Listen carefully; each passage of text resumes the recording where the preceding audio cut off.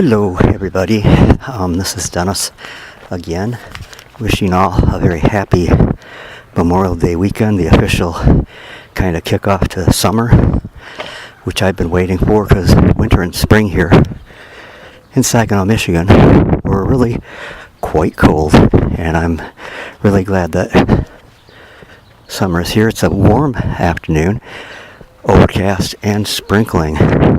One of these times I'll bring a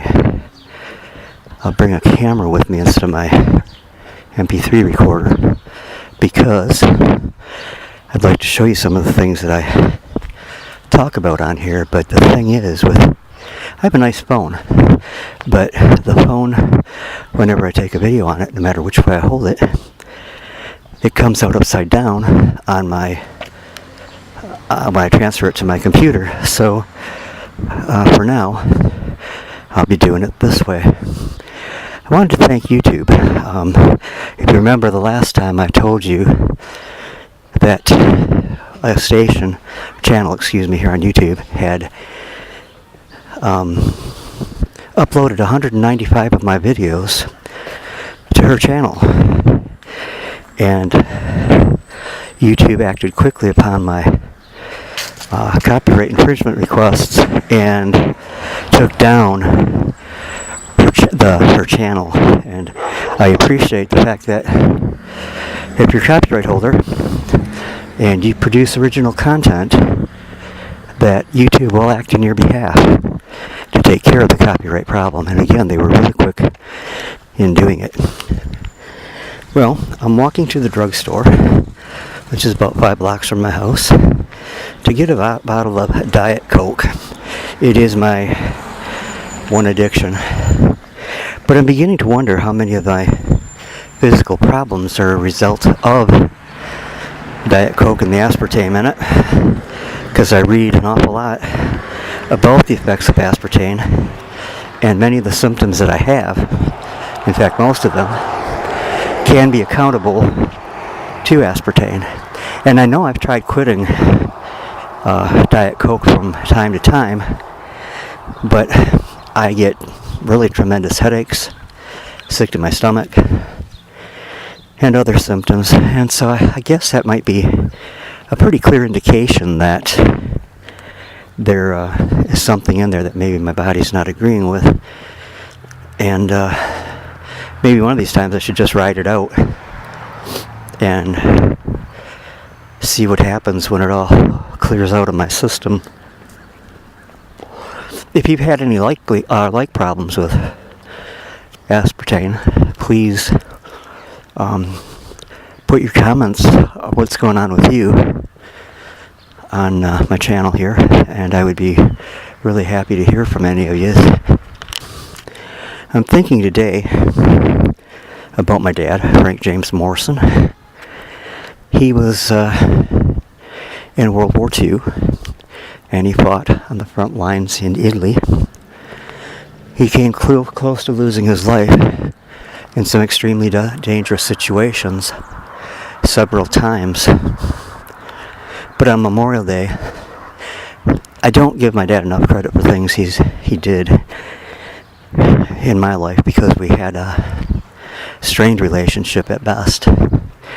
But I'd like to give him credit as we observe Memorial Day weekend for the sacrifice that him and my mom really made during the conflict, the Great War, World War II.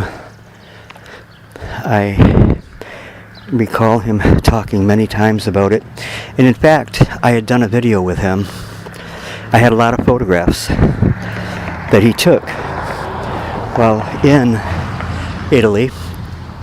And one time, it would be in the 1980s, I had a video camera, and Dad and I sat down and I got him to do an audio track of about the photographs and whatever episodes were prompted in his memory by the pictures.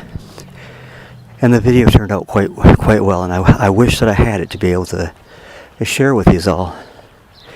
But I had so many videos that I did like this with different people, and they were all lost in Florida during a very ugly and nasty divorce in 1997. I would love to have those. Dad's been gone a lot of years now, and so is Mom. In fact, this year, or last year, they would have both been unbelievably 100 years old.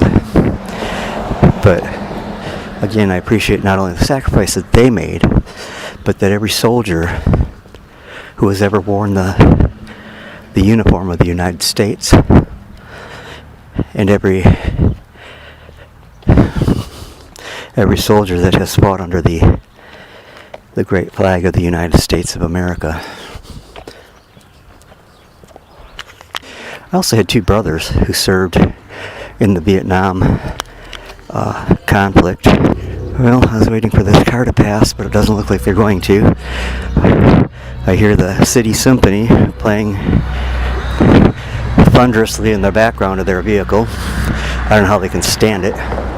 Anyways, as I was saying, I had two brothers who served in the Vietnam War.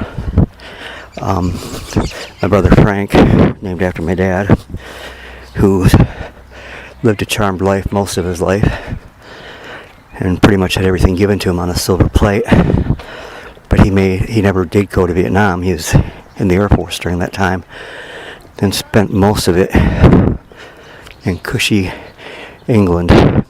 And then my brother Bill, whose life was always quite rough, he did 2 tours in Vietnam as an MP, I believe it was, and he had some really close circumstances too, but he survived. And myself, Vietnam ended, I believe the draft ended the year before I became of age to be drafted, and although I would have been better for having done it, I did not go in to the military. I wish in retrospect I had of, but I remember a family on my street in Bridgeport, Shreve Drive, who lost a son in Vietnam. And I remember the day that the military drove a car up with uniformed officers in it to their house to inform them. And then on the corner of our road, Shreve Drive in Bridgeport, was the Bridgeport Community Church. And I remember so well his funeral there, and the flag-draped coffin, the incredible sadness and the incredible waste of someone who was I didn't know them well, but I remember him as seemed like an outstanding and excellent student. Their last name was McManus. Anyways, these are just thoughts that I've had here on Memorial Day weekend. If you're listening to the birds in the background, sounds almost like I'm at the lakeshore. I'm not. I wish that I was. I would almost give anything to move back up by Lake Huron on Tawas Bay, where David and I lived at one time. It was a wonderful place to live. But anyways, that's all I've got today. Again, I hope you have a great weekend. Have some barbecue, go out to the beach, and have some fun. But remember those who made it all possible.